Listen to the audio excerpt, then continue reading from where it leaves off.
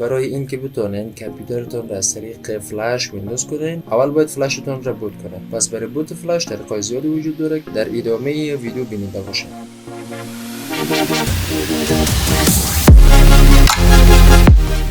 سلام و درود دوستان عزیز، عبدالانصاری هستم. در این ویدیو میخوایم برای شما نحوه بوت فلش را آموزش بدم. برای حمایت از ما سابسکرایب و دکمه زنگوله را فشار بدید.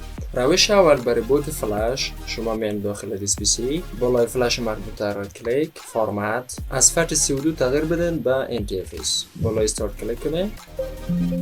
اوکی. پس به همین سادگی بوت کردین. برای باز کردن CMD استارت بتن کلیک کنین. CMD رو به حیث ادمنستراتور باز کنین. کامندهای CMD رو باید شما به صورت دقیق و به ترتیب تایپ کنین. اشتباه املایی نداشته باشین. اولین کامندش هست دیسک پورت، کامند دوم لیست دیسک. از اینجا شما باید دیسک یک انتخاب کنین یا دیسک دو. اما دیسک را که شما میخواین بوت کنین که دیسک یک مثلا هم فلش است. دیسک صفر همیشه هارد دیسک شماست، هیچ وقت اشتباه نکنین.